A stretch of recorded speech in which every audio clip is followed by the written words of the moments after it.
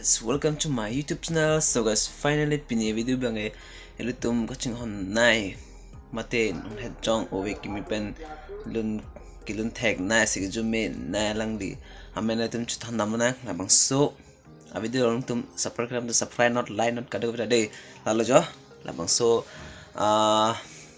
lam patha bang lam thar tum chutan namna non langli Charkle Teronpi abang le tu biang lo abang so kar biang long pen kilun tag nai mate asik jumen nai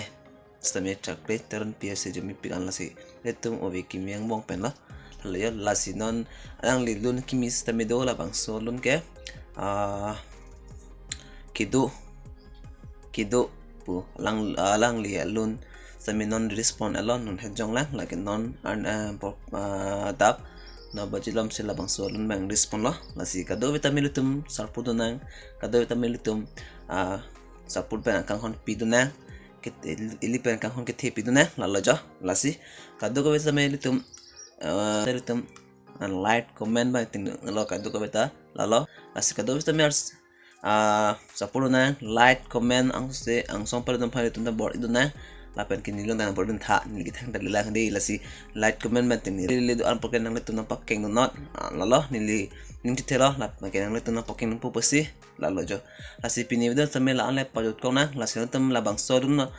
kidu polun na jam dalang pte arju mo lapan ke like comment subscribe bang ting nang lo kadu ka betel tum karbi hijan po etum karbi an pacha thang phan etum ta bor idun nang kadu beta lalo lasi do me thame kadu ku tame lasi Charkle order best labang so alun jumi ulah lapan ke nang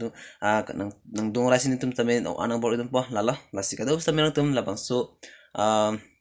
alun tame ardu mo lapan like share no kadu ko beta lasi jil puje put on ba paja thang phan on se paja thang phan tem bor idun nang song par idun bor idun nang lalo lasi to pini video banal pajuk na lasi dum thame